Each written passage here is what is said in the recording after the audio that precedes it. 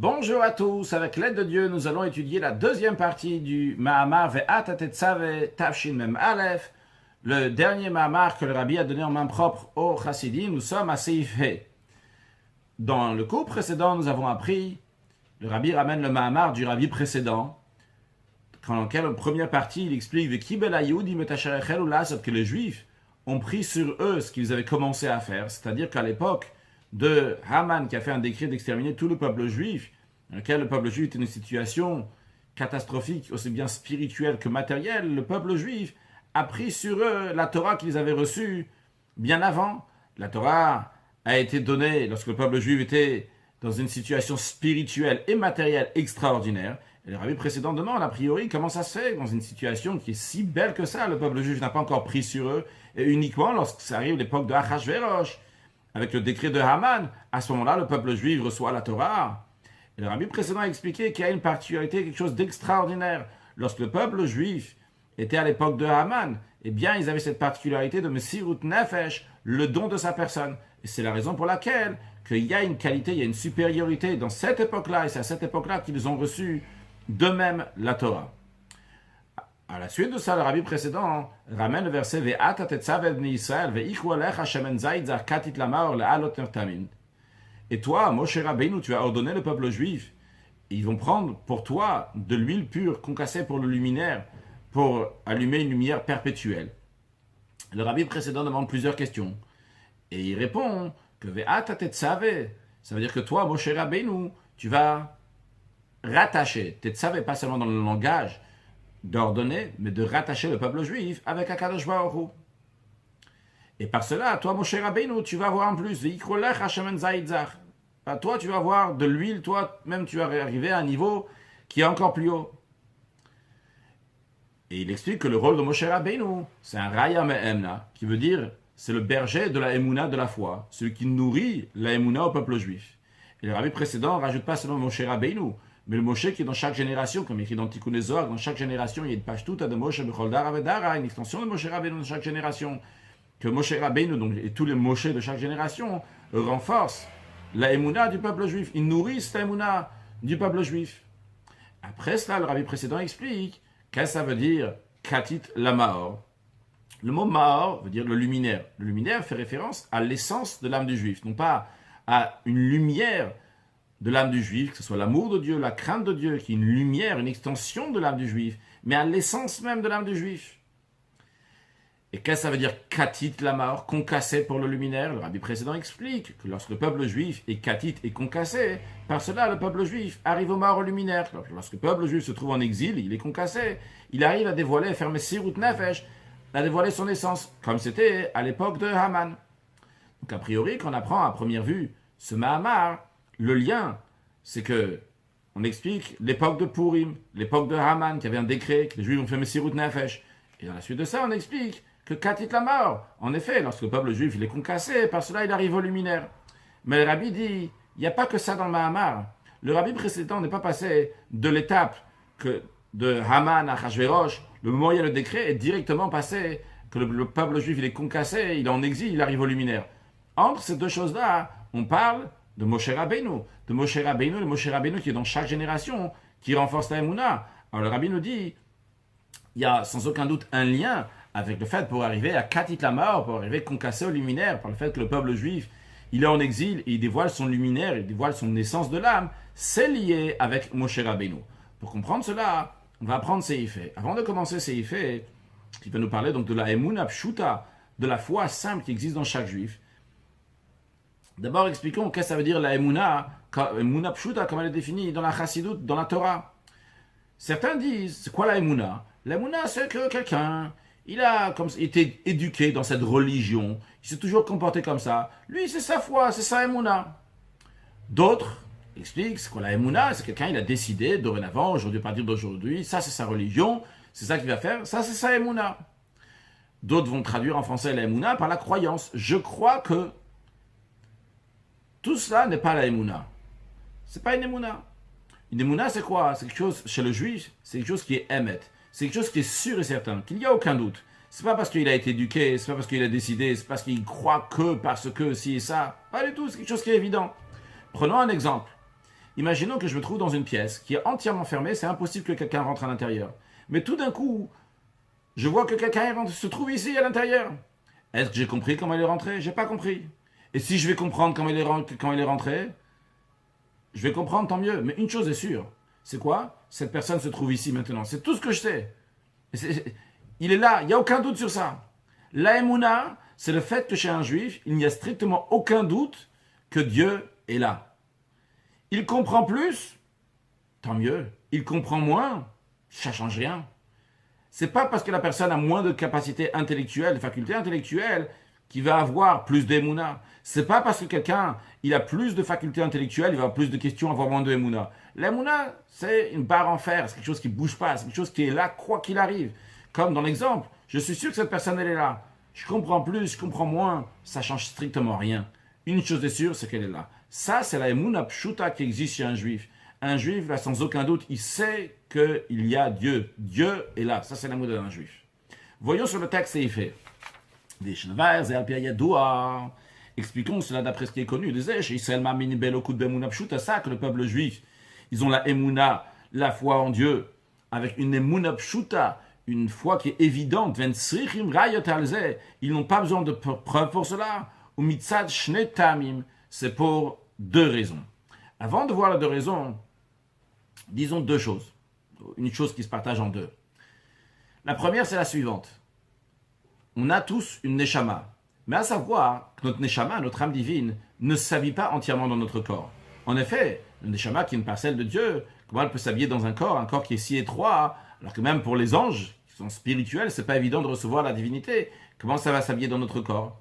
C'est la raison pour laquelle dans notre corps, il y a souvent ce qu'on appelle une hara ou un chelek. C'est-à-dire une lumière, une extension, une partie de l'âme, la partie de l'âme essentielle qui est habillée dans notre corps. Donc, dans nous, on a seulement une partie.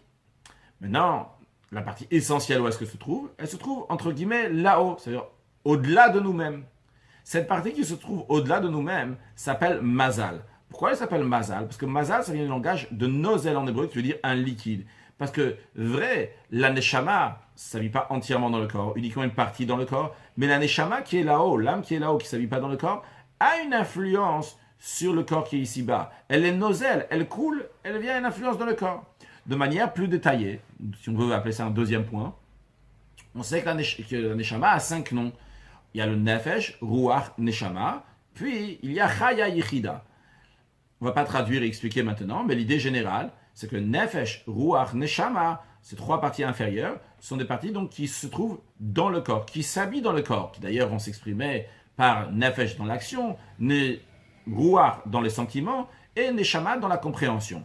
Par contre, en ce qui concerne chaya yichida, que nous allons discuter dans la suite, bien que dans le Mahamar, le rabbin n'emploie pas les mots ni chaya ni yichida, mais ce qui va être expliqué dans la suite, les deux raisons, ces deux niveaux-là correspondent au niveau qu'on va appeler chaya et yichida. Chaya et yichida sont des parties de la neshama qui sont au-delà de la personne, qui expriment dans la personne au-delà de la compréhension. Lorsque quelqu'un va se dépasser, eh bien, ça va être avec ces parties de la neshama qui dépassent la personne, qui sont au-delà de ses actions, au-delà de ses sentiments, au-delà de sa compréhension, tout à fait au-delà de la personne. C'est Chaya Yichida qui est en train de s'exprimer.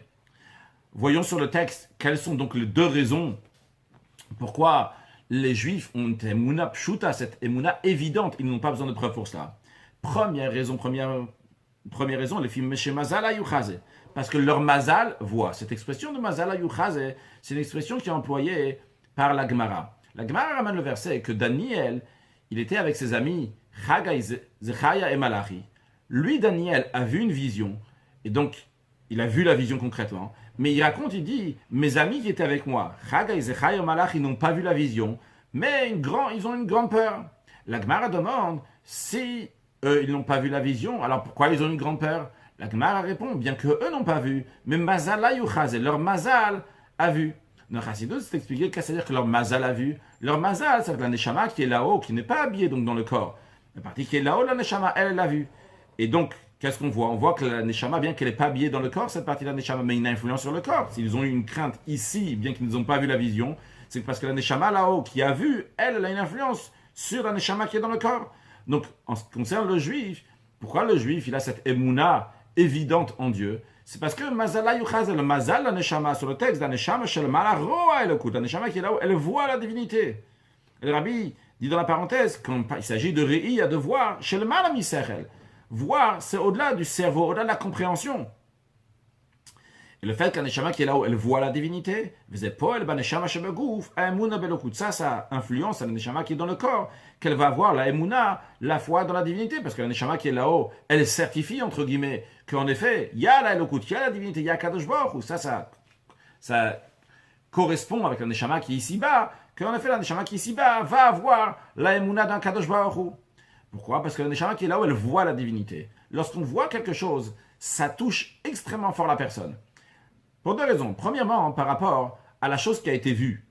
Lorsque je te parle de quelque chose, je peux te parler des choses, toi, t'entends à propos de ce sujet. Mais est-ce que tu as vu le sujet même? Est-ce que tu as vu la chose? Tu n'as pas vu la chose, c'est à propos. Par contre, lorsque tu vois la chose, eh bien à ce moment-là, tu as vu la chose elle-même. C'est pas qu'on t'a parlé à propos du sujet, c'est la chose elle-même que tu as vue. Ça, c'est un point. Un deuxième point, c'est pas juste tu as entendu à propos du sujet ou tu as vu le sujet lui-même. C'est aussi le fait que quand on voit quelque chose, voir, c'est une influence très très forte sur la personne. Ça rentre, ça s'intériorise dans la personne beaucoup plus fort que lorsque quelqu'un, il entend quelque chose. Lorsque quelqu'un va lui parler de quelque chose, eh bien tu peux lui parler, et même s'il est sûr à 100% que la chose elle est vraie, mais au final, vu qu'il n'a pas vu la chose, eh bien, on peut même lui faire encore changer d'avis, on peut lui expliquer différemment, dire quelque chose d'autre. Par contre, lorsque la personne l'a vu, même si tu vas venir avec tous les raisonnements du monde, il va te dire, moi-même j'ai vu. Alors le fait qu'un Neshama qui est là-haut, elle voit la divinité, c'est Re'i Hashem Mala Misechel. C'est voir, qui est au-delà de la compréhension. Quand tu comprends, t'expliques que Dieu il existe, etc. Bon, la personne peut dire Dieu il existe. Demain on va dire des autres raisonnements. Peut-être avec des raisonnements on va arriver à une conclusion qui est différente. Par contre, lorsque la personne elle voit, la Neshama elle voit la divinité. Ça c'est quelque chose donc qui est évident. La Neshama qui est là où elle voit la divinité. Et le fait qu'elle voit l'influence sur le corps ici-bas, qu'elle va voir aussi cette Emouna dans Akadosh Baruch Hu, dans Dieu. Ça correspond au niveau de Chaya. Au niveau de Chaya, qui se trouve là-haut, qui se trouve au-delà du corps, qui voit la divinité. Et le fait qu'il voit la divinité, il influence sur le corps. Ça, c'est la première raison pourquoi dans chaque juif, il y a cette Emouna Pshuta, qu'on ne va pas traduire à chaque fois, donc cette Emouna évidente, cette Emouna Pshuta. Deuxième raison, on va ou encore une autre explication. Quand on dit une autre explication ici, c'est pas une autre explication dans le sens une explication, mais qui ne correspond pas avec l'autre. C'est aussi par rapport à l'autre, comme d'ailleurs au début du paragraphe, le rabbi dit Shnetamim, deux raisons. Donc, encore une explication, donc deuxième explication, deuxième raison. La source de la foi en Dieu, ou neshama. Ça vient de l'essence de la neshama. L'essence de la neshama, chez le mal qui est au-delà du niveau que le mazal y voit. On dit le fait que le mazal y voit, ça c'est le niveau de chaya, qui voit la divinité, qui dit à la neshama qui est ici-bas qu'il y a un Kadosh Baruch Hu, qui dit entre guillemets, Poëlet, on a dit avant, ça a une influence sur la neshama qui est ici-bas. Par contre, le deuxième niveau que le rabbi dit ici, c'est au-delà de Mazal Echazé. C'est l'essence d'un neshama qui correspond au niveau de Yechida qui est entièrement unique. La neshama qui est ici-bas, elle est entièrement unie avec le Kadosh Baruch Hu. Ça que l'essence d'un neshama est rattachée avec la divinité, id kashut atmit. Ça, c'est un lien intérieur, c'est un lien naturel, c'est un lien essentiel, qui ne dépend pas d'une raison. Même pas la vue, et que la vue, même qu'elle est à un très haut niveau, c'est la vue qui est au-delà de la compréhension. C'est pas ça. C'est-à-dire, il y a le plus bas niveau, c'est comprendre. Ça, on n'en parle pas ici, c'est pas lié avec le niveau de Chaya Yechida. Puis après, on a le fait que la Neshama là-haut, elle voit la divinité. Le fait qu'elle voit la divinité, ça c'est Chaya. Par contre, Yechida, c'est pas que je vois quelque chose d'autre. Quand tu vois quelque chose d'autre, il y a moi et il y a l'autre. Ici, il n'y a pas d'autre, il y a une seule chose. Si on va prendre un exemple d'une Kashut Atzmit, un lien essentiel, que j'ai traduit aussi par naturel, c'est comme un lien qui est entre un père et un fils. Un père et un fils, c'est une seule chose. Le fils vient du père. À la base, le fils se trouvait dans le père. Il est sorti du père, il s'est développé, etc. C'est devenu un fils. Mais ce lien-là, c'est un lien qui est tout à fait naturel. Un père, il aime son fils, il est lié avec son fils. Le fils est lié avec son père. Pas pour des raisons. C'est tout simplement parce que on est une seule chose. Il n'y a pas des raisons pourquoi être une seule chose. Dans le niveau de Chaya, la Neshama, elle voit la divinité. Elle dit, ah, Je vois la divinité. Ah, très bien, ok.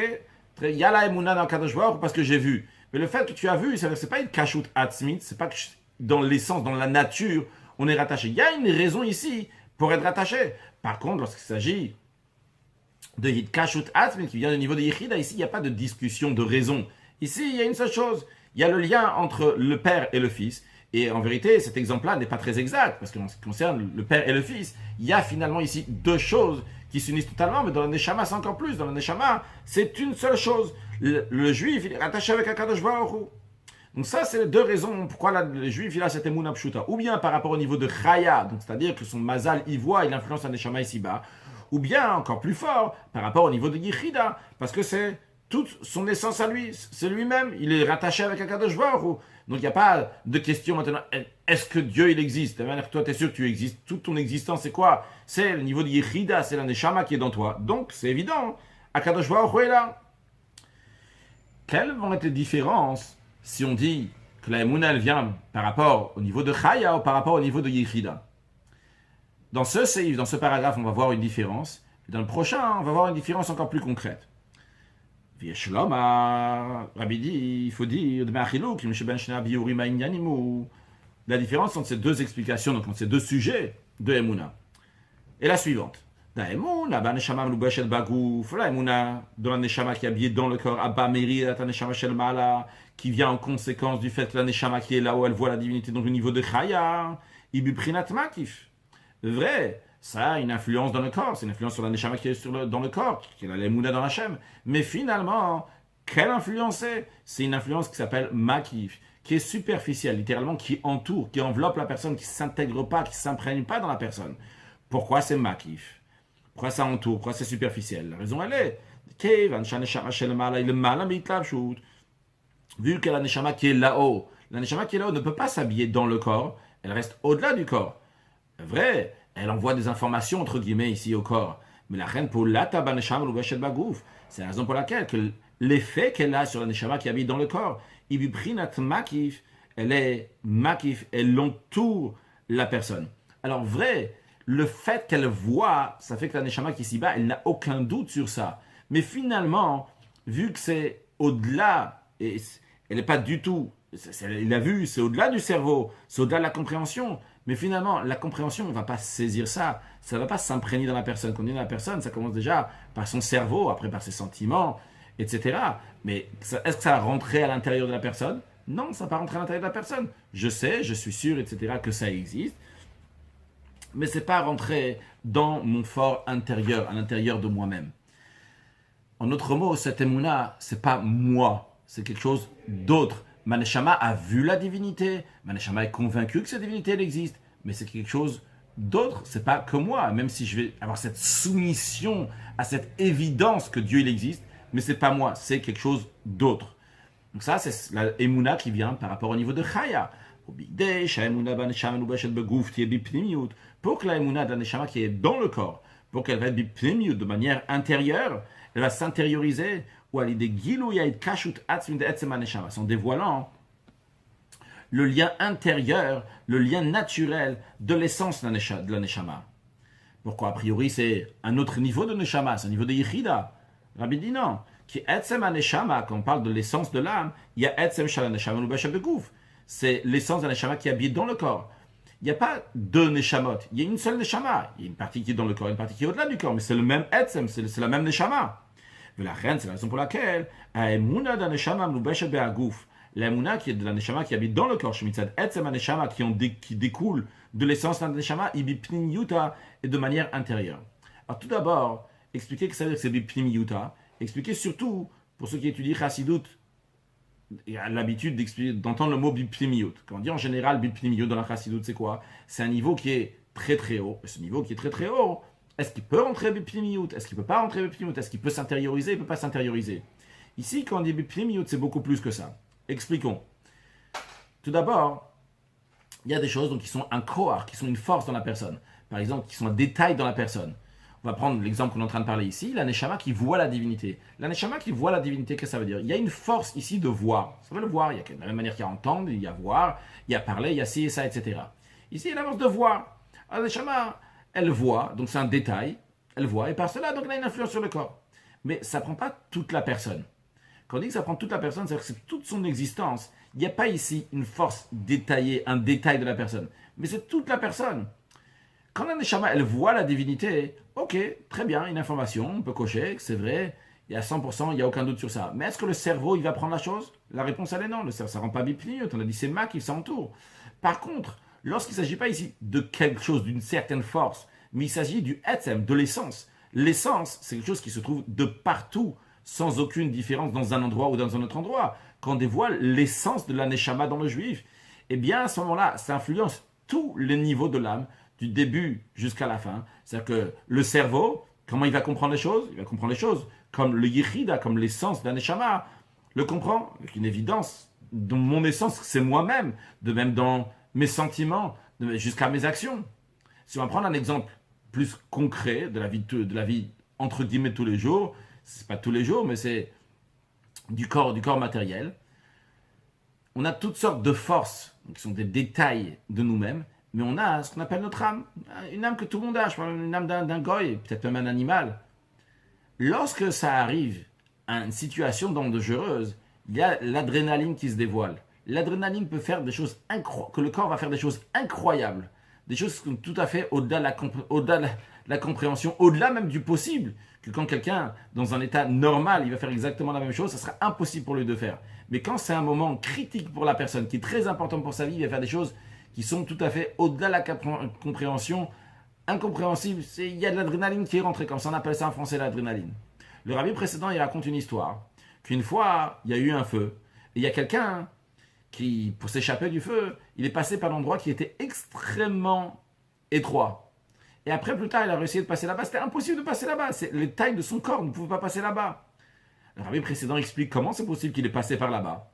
La raison, elle est, parce que vu que son âme était dans une situation qu'il fallait sauver son âme. Et donc, pour cela, le corps, il était soumis à la volonté de l'âme. Et le corps, donc, s'est contracté, c'est devenu plus étroit pour pouvoir passer dans cet endroit qui était très étroit. On voit ici une expérience, on va appeler ça en français de l'adrénaline, en hébreu on va appeler ça du nefesh, de l'âme de la personne, qui influençait le corps, que le corps était tout à fait soumis à cette volonté de rester en vie. Donc pour cela, il y avait besoin d'influencer que le corps va se mettre au niveau de la volonté de l'âme. Alors, sur le plan spirituel maintenant, repartons à la neshama du juif, et dans le niveau de yichida, le plus haut niveau, donc le etzem, l'essence du juif qui se dévoile, quand l'essence du juif se dévoile, ce niveau de yichida, il ne va pas juste s'exprimer, il va se trouver dans toute la personne. Et là, ça, ce qu'on dit bipnimiut, c'est pas juste, c'est un autre niveau qui vient bipnimiut, qui se met à l'intérieur. C'est ce niveau-là qui se trouve de partout. Donc pas juste bipnimiut dans le sens quelque chose d'autre qui rentre ici, qui s'accroche, mais quelque chose qui se dévoile naturellement. Mon cerveau, c'est ce que Yechida, comme il réfléchit comme Yechida. Mon cœur, il a l'amour de Dieu, la crainte de Dieu, comme Yechida le demande. Donc ça, c'est quand on dit donc la neshama, le yichida, c'est le etzem, c'est toute l'essence. Et dans ce cas-là, c'est pas quelque chose d'autre. C'est pas comme Chaya qui voit la divinité, mais la divinité qui est quelque chose d'autre. Chaya, il voit la divinité. Non. Ici, c'est que une seule chose. Quoi la seule chose? La seule chose, c'est yichida. Et yichida n'est pas juste soumis à Akadosh Baruch Hu. Elle a une seule chose avec Akadosh Baruch Hu. Contrairement à Chaya qui voit la divinité. Elle voit la divinité, donc quelque chose d'autre. Ok, elle va se soumettre, elle va avoir la émouna à ça. Mais c'est quelque chose d'autre. Ici, il n'y a pas quelque chose d'autre. Le etzem, l'essence, est dévoilé dans toutes les forces. Bien, basé sur cela, le rabbi va nous expliquer l'ordre des choses dans le Mahamar du rabbi précédent. Basé sur cela, on va expliquer donc l'ordre des choses dans le Mahamar du rabbi précédent. Sha'in, des katit la maor, que le sujet, donc katit la maor concassé pour le luminaire, babehem cher le beuraïn des rayamem, il vient la suite de l'explication du rayamem là. Donc on avait demandé avant, pourquoi on a besoin de rajouter le rayamem à Moshe Rabbeinu spécialement. On peut expliquer donc le vekibel ayudim, comment le peuple juif à l'époque de Haman, il y avait des grands décrets très graves, et ça dévoilait Messirut Nefesh. Et on passe directement à expliquer le verset katit la mort. Quand les Juifs il est concassé, il est en exil, il arrive aux morts, au luminaire, à l'essence. Pourquoi il y a besoin de passer au milieu par le Raya Mehemna, par le berger fidèle, par le Moshe Rabbeinu? Alors la réponse elle est qu'ils échent Moshe Zan Mofarnes et Amuna Shetie Bipnimiut. Ça que Moshe Rabbeinu, il nourrit la Emouna. Comment il nourrit la Emouna? On avait expliqué dans le cours précédent que chaque juif a déjà la Emouna. Qu'est-ce que Moshe Rabbeinu fait? Il fait que la Emouna va être Bipnimiut de manière intérieure.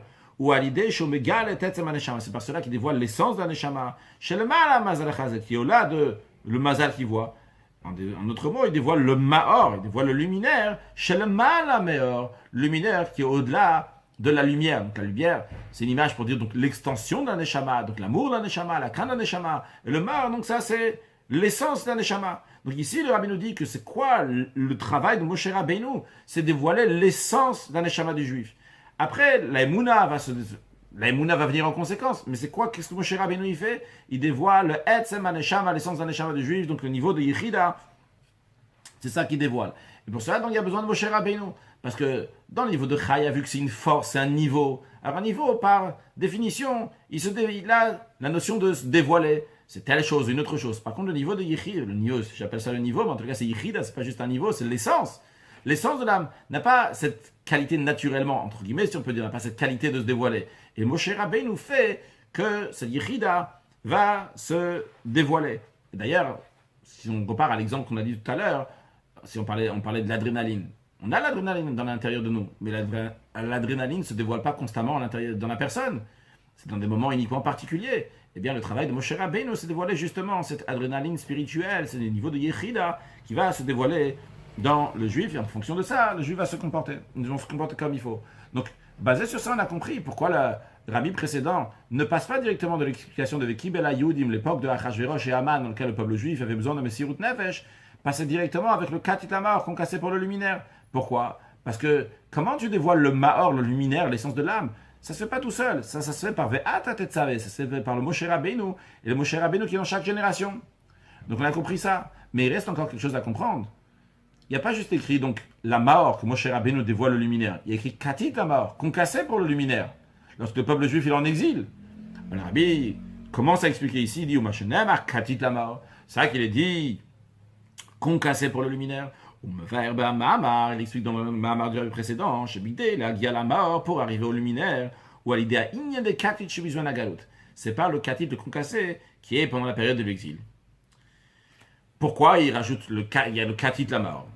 Le Katit, le concassé, pendant l'exil qui amène le luminaire. La raison elle est, ou qui Ikaragilu d'Etzema Neshama. Parce que quand est-ce essentiellement se dévoile l'essence d'un Neshama? Le Maor, quand est-ce qu'il se dévoile? Ou Be'inyana Messirut Nefesh. C'est lorsqu'il y a besoin, lorsqu'il y a Messirut Nefesh, le don de sa personne. Et quand est-ce que ça se passe? Chez Ikar ou Bizouan Agalut, que ça c'est essentiellement lorsqu'il y a à la période de l'exil. C'est-à-dire, dans chaque génération, le Moshe Rabbeinu dévoile l'essence d'un Neshama du juif. Ça, il n'y a pas d'autre sur ça. Mais quand est-ce que se dévoile, et quand est-ce que essentiellement ça se dévoile, le Etzem HaNeshama du juif? C'est lorsque le peuple juif, il est en galoute, comme le Rabbi va expliquer plus longuement dans la suite, on va l'expliquer après. Mais pour l'instant, quand même voir l'explication du verset, qui n'est pas comme on l'a compris jusqu'à présent, que Katit la mort, bon, le juif il est Katit, il est concassé, parce qu'il est en exil, c'est pour ça qu'il dévoile le mort, il dévoile le luminaire. Il n'y a pas que ça. Il y a ici que ce Ve'ata Tetzaveh, que Moshe Rabbeinu, c'est lui qui dévoile le Maor du juif, ça c'est un. Mais deuxièmement, quand est-ce que essentiellement Moshe Rabbeinu dévoile ce Maor-là dans une époque de Katit? Donc c'est pas juste que la galoute qui est Katit, la personne est concassée, c'est ça qui amène à dévoiler le Maor. C'est que Moshe Rabbeinu dévoile le Maor, le luminaire, l'essence d'un Neshama, le niveau de Yechida, toujours. Et quand est-ce particulièrement dans une époque de Katit? Mais encore une fois, c'est Moshe Rabbeinu qui le fait. Seif Vav, 6e paragraphe. Dans le prochain paragraphe, le Rabbi va nous donner encore une autre différence qu'il y a entre la Emouna qui vient de Yechida et la Emouna qui vient de Chaya de Yechida. Mais cette différence-là va s'exprimer dans le Messirut Nefesh, dans le fait que le juif il est prêt à donner sa vie. Mais avant ça, d'abord, expliquer c'est quoi cette définition de Messirut Nefesh chez un juif, le don de sa personne. La Gemara Zaken dit un juif, ni il veut, ni il peut se séparer de la divinité. Donc il n'y a pas ici écrit seulement ni il veut, il y a écrit aussi ni il peut se séparer de la divinité. Qu'est-ce que cela veut dire? Quand on dit il veut ou il veut pas, c'est-à-dire qu'il y a un choix. Quand on dit il ne peut pas, c'est-à-dire qu'il n'y a pas de choix, c'est une évidence. Prenons un exemple. Imaginons quelqu'un que toute sa vie, son plaisir, c'est lire. Il aime beaucoup lire. Il fait que bouquiner toute la journée, lire, lire, lire et encore lire.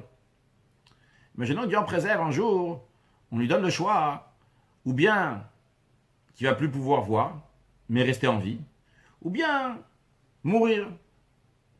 Qu'est-ce que cette personne va faire? Cette personne va faire un calcul. Il va réfléchir. Il va dire, la vie c'est essentiel. Le plaisir de vivre. D'un autre côté, une vie sans lire, c'est pas une vie. Bon, vu qu'une vie sans lire, c'est pas une vie, ok, je préfère mourir. Ici, cette personne, elle a fait un choix. Elle a fait une réflexion. Elle a fait un calcul. Et après avoir fait le calcul, elle a décidé de prendre telle et telle décision. Mais c'est pas venu avec une évidence. Alors, on aurait pu traduire aussi chez un juif qu'un juif fait un choix. Lorsqu'on lui dit, ou bien tu vas faire l'idolâtrie, tu vas faire contre la volonté de Dieu, ou bien on va te tuer. Le juif va réfléchir. Il va dire, jusqu'à présent, dans ma vie, j'étais comme ci, comme ça. Maintenant, vivre maintenant comme un idolâtre, ça n'a pas de goût. Je préfère mourir. C'est pas comme ça chez un juif. Chez un juif, il n'y a pas un choix. Le juif, il fait Messirut Nefesh parce qu'il ne peut pas. Pas seulement parce qu'il ne veut pas. Quand il dit il ne veut pas, ça y avait un choix, d'une manière ou d'une autre manière. Par contre, quand il ne peut pas, c'est parce que c'est impossible autrement. Alors justement, le rabbi va nous expliquer que dans la neshama du juif, donc celle qui est au-delà du corps, dans le niveau de Chaya, Yechida, il y a ces deux. Il y a la notion de il ne veut pas et il y a la notion de il ne peut pas. Il ne peut pas qui est dans le niveau de... il ne veut pas dans le niveau de Chaya et le niveau de il ne peut pas dans le niveau de Yechida. L'explication elle est ça que la émouna du juif, elle est à tel point que le juif il est prêt à donner son âme pour ça, donner sa personne. Ou beikar ba émouna shemitzad haneshama. C'est essentiellement dans la émouna qui vient de l'essence de l'âme, etzem haneshama. A priori, pourquoi? Pourquoi uniquement par rapport au niveau de Yechida, l'essence d'haneshama, le juif il fait Messirut Nefesh? A priori, Chaya, c'est pas n'importe quel niveau. Le niveau de Chaya, c'est un niveau qui est très très haut. Voyons. Pourtant, Daemuna mitzazeh shoroe. La Emouna, parce que la Neshama, elle voit. Mazal echaz, le Mazal, il voit. Hagam shebitokev gad, le rabbi nous dit, en effet, c'est vrai, c'est un très très fort. Le rabbi rajoute dans la parenthèse, Kayadoua, comme c'est connu, Daitam tout shemitzad areia, lorsque quelque chose devient vrai, parce que je l'ai vu. C'est une force, une puissance incroyable. Comme le rabbi ramène dans la note 33, En edna c'est dayan, qu'un témoin ne peut pas devenir un juge. Qu'est-ce que ça veut dire? Lorsque il y a quelque chose qui s'est passé, les témoins viennent devant le juge et ils vont témoigner sur une chose. Maintenant, le juge, il va entendre. Et après avoir entendu, le juge, il va essayer de réfléchir. Parce que la personne, elle a tort, la personne n'a pas tort. Il va essayer de trouver un moyen pour justifier la personne. Par contre, si la personne, elle a vu lui-même, donc c'est un témoin, il ne peut pas devenir un juge. Pourquoi? Parce que du moment où il a vu la chose s'est tellement imprégnée dans lui, avec une si grande évidence, qu'il ne pourra pas réfléchir différemment à ce qu'il a vu. Il a vu, la chose elle est vraie à 1000%, il n'y a rien à faire, il n'y a rien à changer. Donc voir, il n'y a pas plus fort que ça. Donc on comprend, quand il s'agit de Chaya, elle voit la divinité. Si elle voit, qu'est-ce que tu veux de mieux que ça? Elle voit la divinité, voit Kadosh Baruch Hu. Si elle a vu la divinité, c'est sûr qu'elle va se donner a priori pour la divinité à 1000%, elle va faire Messirut Nefesh. Pourquoi il y a besoin du niveau de Yechida? Pourquoi il y a besoin du Etzem HaNeshama? Le rabbi dit quand même, Mikol Makom, de toute manière, vu que sa émouna, sa foi, sa émouna, elle est pour une raison. Il y a une raison ici, il y a un parce que. Il y a mitzat zeshore. Pourquoi tu donnes pour Dieu? Parce que j'ai vu, je sais que c'est la vérité. Mais c'est pas rattaché avec l'essence de la personne, avec l'essence de la neshama. Il y a la neshama qui voit. Et c'est pas obligé qu'il va donner son âme. Il va donner son âme, parce qu'il veut donner son âme. Mais est-ce qu'il peut? Il peut. Il a fait le choix qu'il ne veut pas. Mais ici, il y a eu un choix. Dans des mots simples. On a vu tous les jours. Est-ce que c'est parce que tu es convaincu que ça c'est vrai tu es prêt à risquer ta vie, à te donner à fond pour cette chose-là. Ok, c'est vrai, j'en suis convaincu que c'est vrai. Quelle que soit la raison, j'en suis convaincu que c'est vrai. Mais finalement, c'est pas moi. Vu que c'est pas moi, alors bon, ok, c'est vrai. Peut-être je donnerai ma vie pour ça. Peut-être je vais m'y mettre à fond. Peut-être je vais pas m'y mettre à fond. Mais il y a un choix ici. Donc lorsque Chaya, Mazal et Chazel, Mazal y voit, il peut y avoir d'une manière, je vais dire, ok, très très bien, je vais me donner entièrement pour Akadosh Baruch Hu. Il y a un autre choix aussi, de dire, peut-être pas, ok, c'est la vérité, mais je ne vais pas me donner. Ou l'inverse aussi, on peut dire, peut-être je ne vais pas me donner, finalement je vais quand même me donner. Mais il y a un choix en tous les cas. Par contre, en ce qui concerne le niveau d'Yichida qui se dévoile, le Rabbi dit, quand est-ce que la Emouna du peuple, du juif, c'est de manière que le juif, c'est sûr et certain qu'il va se donner à Kadosh Baruch Hu, qui ne peut pas donc se séparer de Dieu. C'est parce que la Emouna dans Dieu, c'est toute son etzem, c'est toute son essence. C'est pour cela, il ne peut pas nier son essence, c'est moi-même. Il n'y a pas autre chose ici. C'est moi-même, justement, ça c'est le niveau de Yichida. Yichida c'est quoi? C'est Chavuk Odvukabar. Elle est entièrement attachée avec Akadosh Baruch Hu. Il n'y a pas deux choses. Il n'y a pas ici, je me donne pour quelque chose d'autre. C'est moi-même. D'ailleurs, dans une lettre, le Rabbi l'explique. L'expression, elle est toujours Mesirut Nefesh, donner l'âme. Mais le Rabbi l'explique qu'en vérité, c'est Mesirut Agouf, c'est donner le corps. Pourquoi? Parce que le Nefesh, l'âme, lorsque quelqu'un il se sacrifie, il donne son âme pour Akadosh Baruch Hu, il n'a pas donné son âme.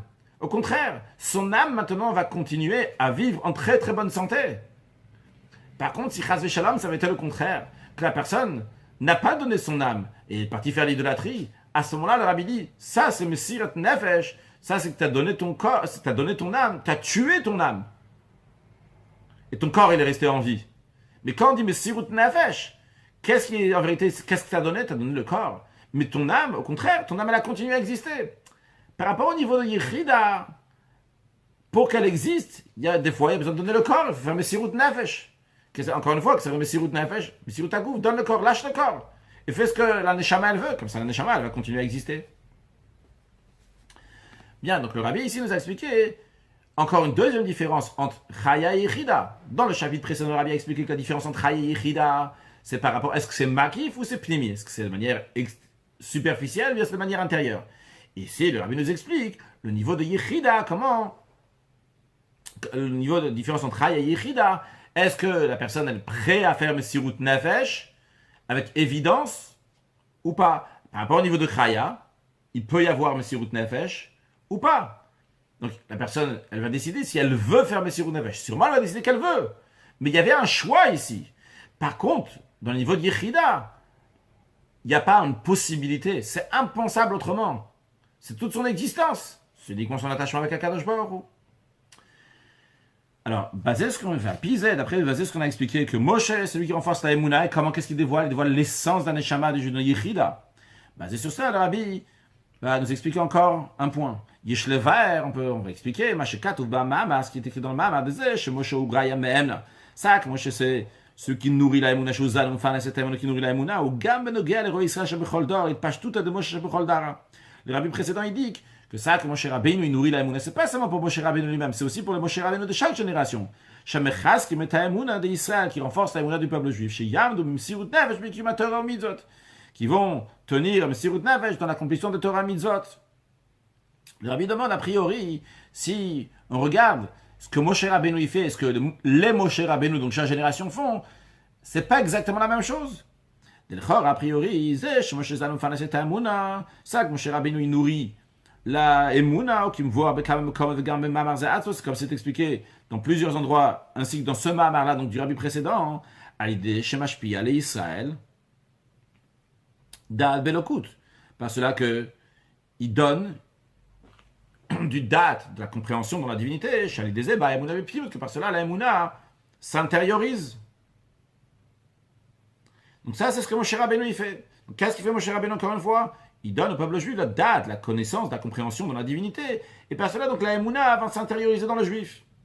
C'est ce que Moshe Rabbeinu fait. Par contre, qu'est-ce que font tous les autres Moshe Rabbeinu? Ça, que les bergers du peuple juif dans chaque génération. Mais Chaskim Emouna, il renforce la Emouna. Me voit qui est expliqué dans ce Mahamar-là. Le Rabbi souligne bien dans ce Mahamar-là, parce que dans la note 36, le Rabbi, dans le Tanya, le Noura Zakani parle aussi des influences de Moshe Rabbeinu dans chaque génération qui sont là pour enseigner la Torah au peuple juif. Mais dans ce Mahamar-là du Rabbi précédent, qu'est-ce qu'il explique? L'effet que ce que font les bergers du peuple juif dans chaque génération. Ou Shaemuna d'Israël qui est Bofanem Sirut Nefesh. Qu'est-ce qu'ils font? Ils font que la Mouna du peuple juif va de manière que le peuple juif il donne sa vie pour la divinité. A priori, c'est deux choses qui sont différentes. Moshe Rabbeinu, il nourrit par la connaissance à Kadosh Baruch Hu, que la Mouna va être biplémiut de manière intérieure.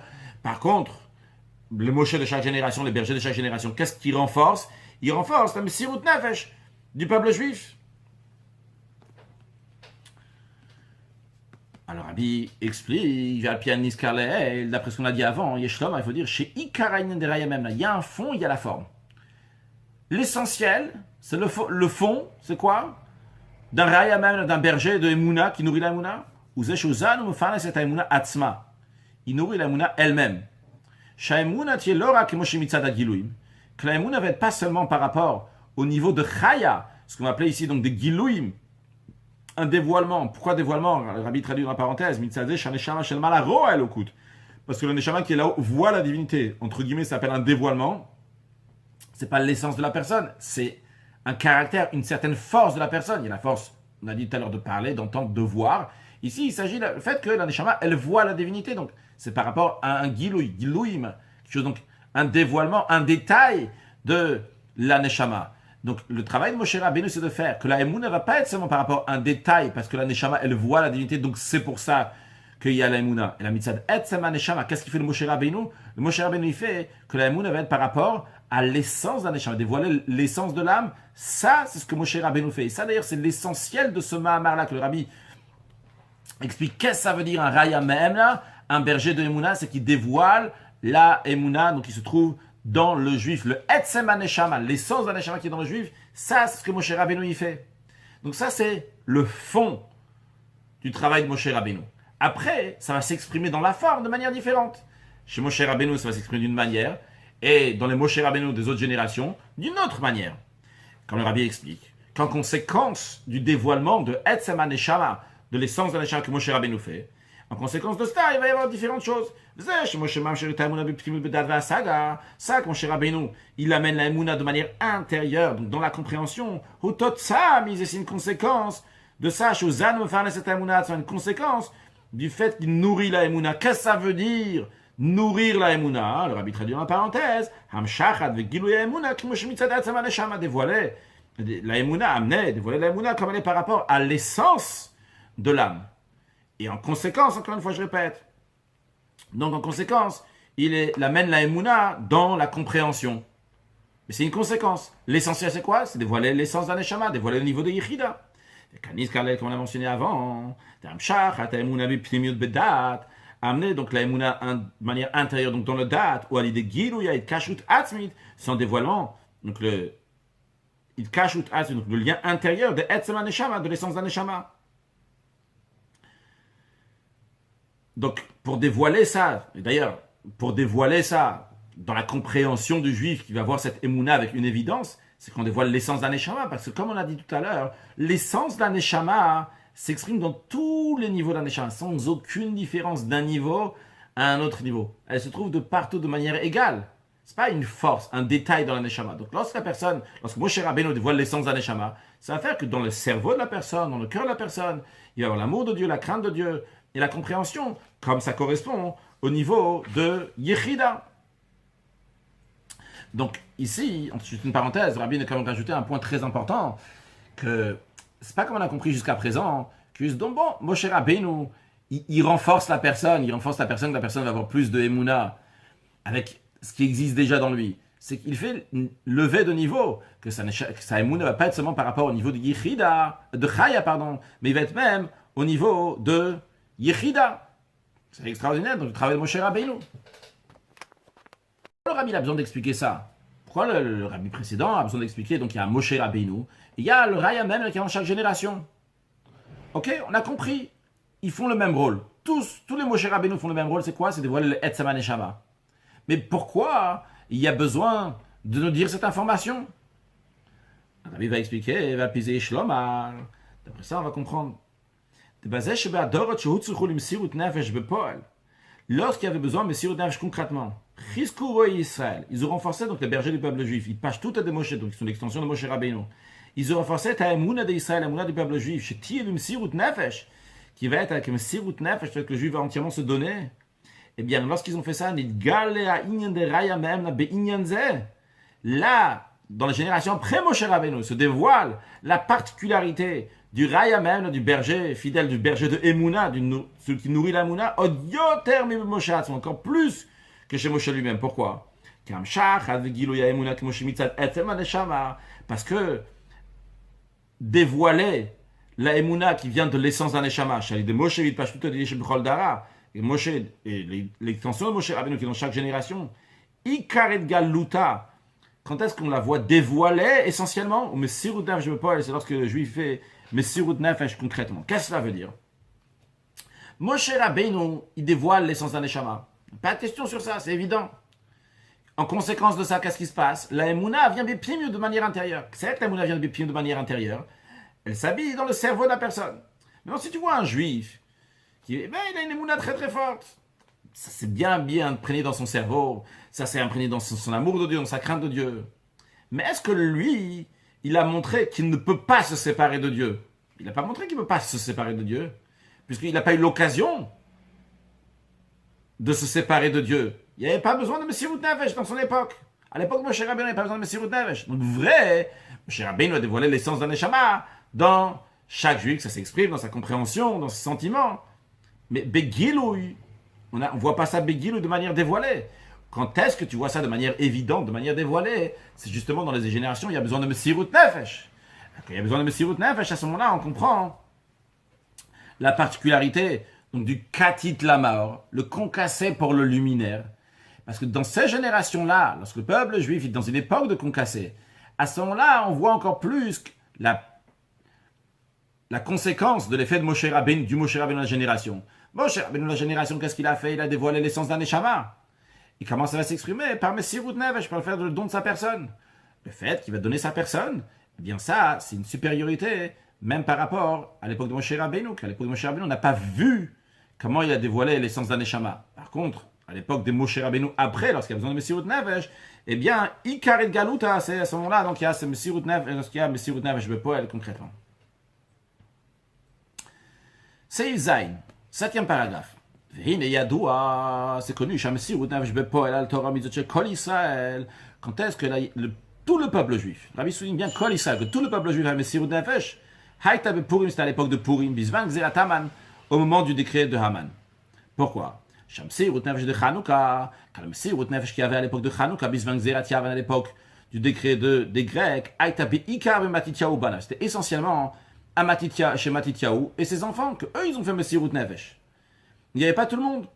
Messirut Nefesh, Bisvan Gzerat Haman, par contre, le Messirut Nefesh à l'époque du décret de Haman, Haïta Bechol Israël, était à tout le peuple juif, que tout le peuple juif a fait Messirut Nefesh, comme on a déjà dit avant dans le cours précédent, que si le peuple juif avait fait et s'était converti à l'époque de Haman, eh bien, il n'aurait pas eu, le décret aurait été enlevé.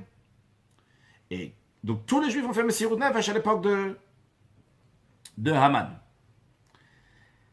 Valpize, Yeshlevaer. D'après ça, on peut expliquer Midrash. D'après ça, le rabbi explique ce que le Mahamar il ramène du Midrash. Midrash dit que Mordechai que Mordechai était équivalent dans sa génération comme Moshe dans sa génération. Bien que l'extension de Moshe Rabbeinu dans chaque génération, et pas seulement dans une génération précise comme celle de Mordechai. Pourtant, Mikol Makom, Itaba Midrash. Le Midrash dit chez Mordechai Davka Yeshaku Bedor que Moshe Bedor. Quel exemple le Midrash il prend? Mordechai dans sa génération comme Moshe dans sa génération. Pourquoi spécialement Mordechai plutôt que quelqu'un d'autre? Réponse de Yeshlomar. Chez Ma'amal de Mordechai Yehudi une des qualités de Mordechai, le juif était qu'il était celui qui a nourri la Emouna de manière dévoilée de tout le peuple juif de sa génération.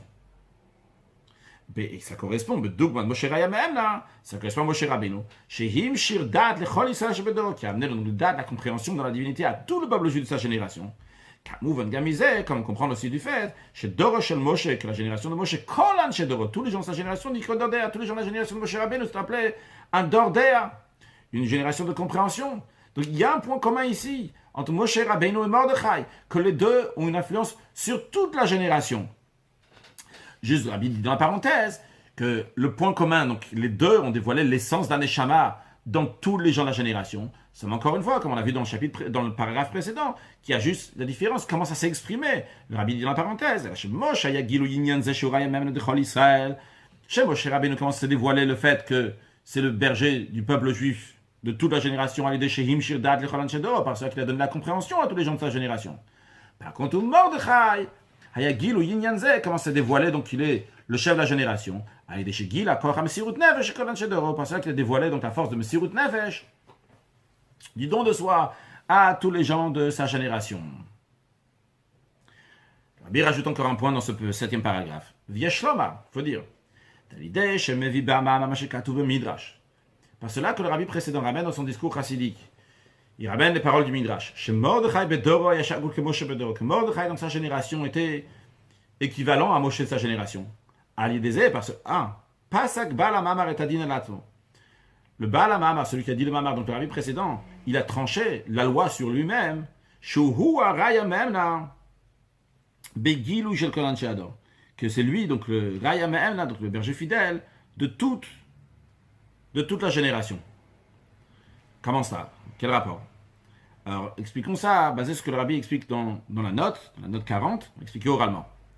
Dans le Pirkei Avot, dans le chapitre 3, il y a 2 Mishnayot que le rabbi ramène ici dans cette note. La première Mishnah, dans laquelle on dit « Sache devant qui tu vas donner un din vechashbon », devant qui tu vas donner une justice et un compte. Une deuxième Mishnah dans laquelle on dit, Mishnah Tetzain, dans laquelle on dit que Nifai minada midato shelo midato, qu'on punit l'homme de sa conscience et sans sa conscience. Après, qu'est-ce que ça veut dire en sa conscience et sans sa conscience? La réponse elle est la suivante. Si on va demander à quelqu'un, on va lui dire, tu sais, t'as fait ci et ça, qu'est-ce que tu penses? Quel doit être ton jugement? Il ne va pas dire ce qu'il pense. Il va dire ce qu'il pense, mais comme c'est lui-même, il ne veut pas dire la vérité. Alors qu'est-ce qu'on fait? On le demande, regarde, l'autre il a fait ci et ça. Qu'est-ce que toi t'en penses? Comment tu penses qu'il faut le juger? La personne va dire, il faut le juger comme ci et comme ça. Le fait, tu vas dire, on va le juger comme ci et comme ça. On va le dire, tu sais quoi? Ça correspond exactement à ce que toi t'as fait. D'ailleurs, c'est ce qui s'est passé avec David HaMelech. Lorsque David HaMelech, il a envoyé Uriah Achiti à la guerre, et il est mort, et après, il s'est marié avec Bathsheba.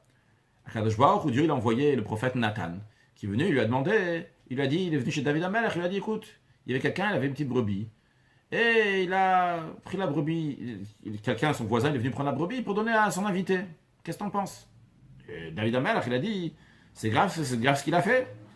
Alors, Nathan Hanavi, le prophète Nathan, il lui a dit, c'est toi la personne. Il lui a dit, ce que tu as fait, tu as pris Bathsheba de Uriah Achiti. Donc, de manière indirecte, il lui a dit qu'il s'agissait de lui-même. Alors, qu'est-ce que David HaMelech il a fait ici? Il a jugé l'autre, Midato, de sa conscience. Et après, chez le Midato, de son inconscience, c'est lui-même qu'on juge. Donc, lorsqu'on juge quelqu'un, on dit, lui, comme ci, comme ça. Et après, la personne... Après, on va dire, c'est pour toi aussi, c'est exactement la même chose. Donc, de manière inconsciente, tu t'es jugé à toi-même. Donc, ça, c'est l'explication de la Mishnah Tetzain qui dit Midato et Shalom Midato, qu'on juge la personne, qu'on punit la personne de sa conscience et sans sa conscience. Sa conscience lorsqu'il dit sur l'autre, Shalom Midato, et de manière inconsciemment, c'est lui-même. Basé sur ça, ça explique la première Mishnah, donc dans laquelle on dit Din vechashbon. Car a priori, on pourrait se demander la question pourquoi il écrit d'abord un Din? D'abord la justice, après seulement il y a écrit Chashbon, le compte. C'est pas normal, d'abord tu fais les comptes, après tu fais le total, après tu fais la justice. Mais pas l'inverse. D'abord le din, après le Chashbon. La réponse elle est que le din, la justice, elle est basée sur le Chashbon. Sur le Chashbon, sur le compte que tu as fait sur l'autre, et bien par cela on va te juger à toi. Donc toi, quand tu as dit sur l'autre, tu as dit le din, et bien en vérité tu as dit le din sur toi-même. Et le din donc le din, il était sur toi-même. Et comment on va faire ton din? En faisant le cheshbon. Le cheshbon, c'est le cheshbon donc que tu as fait, que toi tu as fait sur l'autre. Basé sur ça, on va expliquer cela. Maintenant, ça, c'est en ce qui concerne la partie négative. De la même manière que c'est dans la partie négative, de la même manière aussi dans la partie positive. Dans la partie positive, Meruba Midatova, quand il fait quelque chose de bien, c'est aussi la même chose. Alors, lorsque le rabbi précédent, il dit dans le Mahamar, il dit que Mordechai, il était de manière dévoilée le chef de toute sa génération. De la même manière aussi, dans le côté positif, pour lui, pour le rabbi précédent, que lui, il témoigne sur lui-même, on fait le din vechashbon sur lui-même, chez l'homme Midato, qu'il s'agit de lui-même. Que donc le rabbi précédent, de manière dévoilée, c'est le Nasi Ador, le chef de toute la génération.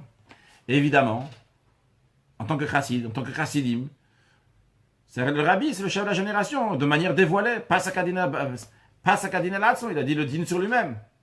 D'ailleurs, à plus forte raison, si déjà le rabbi précédent, que juste en mentionnant ça dans le Mahamar, sans dire que Mordechai et pas sa kadina latso, des choses comme ça, le rabbi dit que le rabbi précédent, il a dit le din sur lui-même. Alors, à plus forte raison, le rabbi qui explique et qui développe, pour le rabbi précédent, que c'est le Nasi Ador, le chef de la génération, le Raya Me'emna, c'est sûr et certain. Le rabbi, donc, il passe à Kadina Latso, qui est le Raya Me'emna, le berger fidèle de toute la génération. Seifret, on va conclure ce cours, donc cette deuxième partie, avec le Seifret, donc il va nous expliquer, donc, basé sur ce qu'on vient de voir, donc l'ordre des choses dans le Mahamar du rabbi précédent, et conclure avec une question qui sera expliquée donc, dans le prochain cours, qui conclura cette troisième partie du Mahamar Bezat Hashem, c'est Ifret. Puis d'après cela, on peut expliquer le lien et l'ordre des choses dans le Mahamar, qui explique le verset Vatatetzav et Gomer, etc. Comment est l'ordre? Donc dans le Mahamar du précédent, depuis Vatatetzav et la suite, l'ordre des choses. Tout d'abord, je l'explique l'explication de Vatatetzav ben Israël. Tu vas ordonner les Bnei Israël. Qu'est-ce que c'est que Moshe, c'est lui qui rattache les Bnei Israël avec la lumière du Ensof. Comment ça? Il y a des choses à nous faire cette Emouna. Par ça qui nourrit la Emouna. Pourtant, il ne dit pas le rabbi précédent, après ça, il ne passe pas tout de suite à expliquer Katit la mort. Pourquoi il n'explique pas après tout de suite Katit la mort? Il peut dire, va ta tête ça, mais toi, Moshe Rabbeinu, tu rattaches le Bnei Israël avec Katit la mort. Katit, quand ils sont concassés, le luminaire, tu dévoiles le luminaire. Non. D'abord, il passe par une autre étape. Après Moshe Rabbeinu, il parle de tous les Moshe Rabbeinu des générations. Ou le après, il explique aussi les bergers du peuple juif dans chaque génération. Les Pashtuto de Moshe Mechaskim et Tamouna d'Israël renforcent l'amour du peuple juif. Ou comme Mordechai qui était Moshe Shebedoro, chez Chizek et Emunatam chez l'Israël a renforcé l'amour du peuple juif. L'amod Chazak Belimud Torah et Yuma Mitzvot, de se tenir fort dans l'étude de la Torah, dans l'accomplissement des Mitzvot.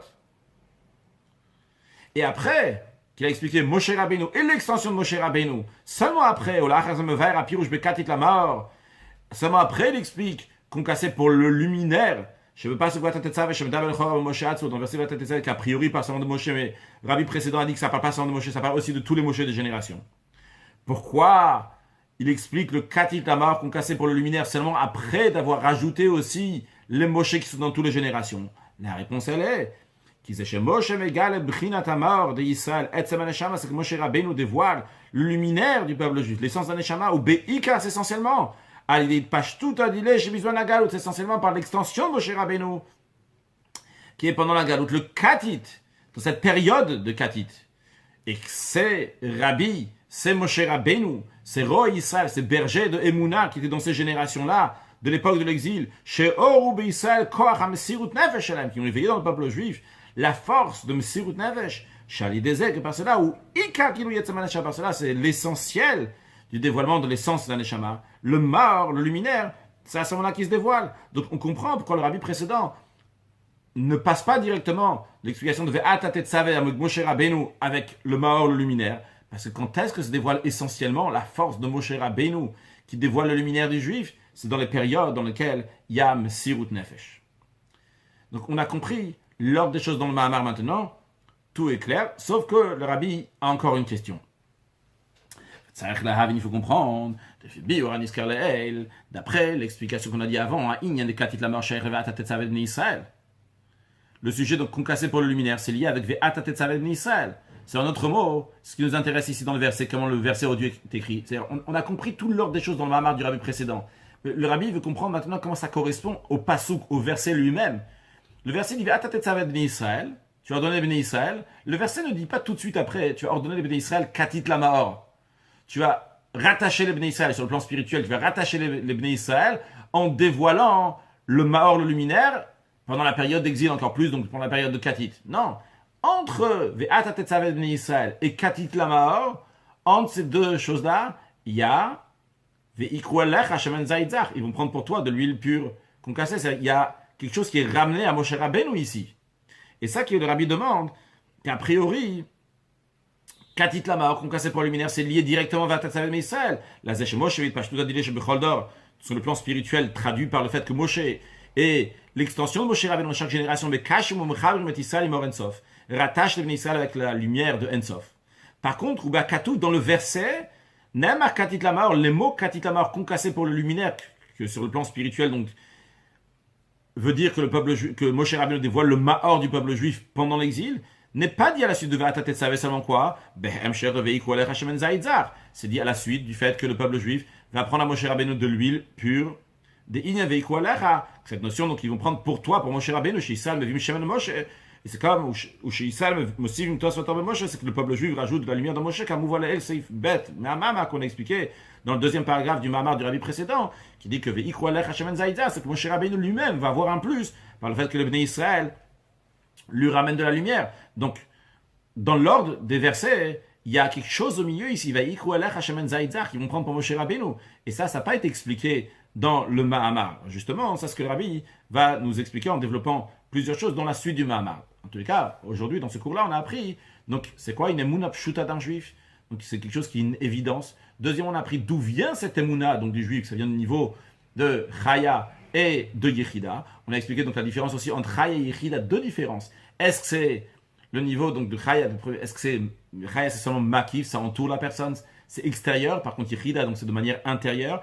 On a appris aussi que Messirut Nefesh peut se faire par Chaya, mais aussi ne peut ne pas se faire. Par contre, par rapport au niveau de Yechida, c'est obligé qu'il va y avoir Messirut Nefesh. On a appris que c'est qui donne cette Emouna et cette force de Messirut Nefesh, c'est Moshe Rabbeinu. C'est quoi les rôles de Moshe Rabbeinu? C'est dévoiler l'essence d'un Neshama, et après dans chaque génération, ça se dévoile en fonction. Et quand est-ce qu'il y a le rôle essentiel de Moshe Rabbeinu qui nourrit la Emouna, et qu'on la voit de manière Begilou, qui soit dévoilée, c'est pendant la période de l'exil, qui nous amènera très prochainement à la Géoula, Mititva Shlema, avec Mashiach Now. Excellente journée.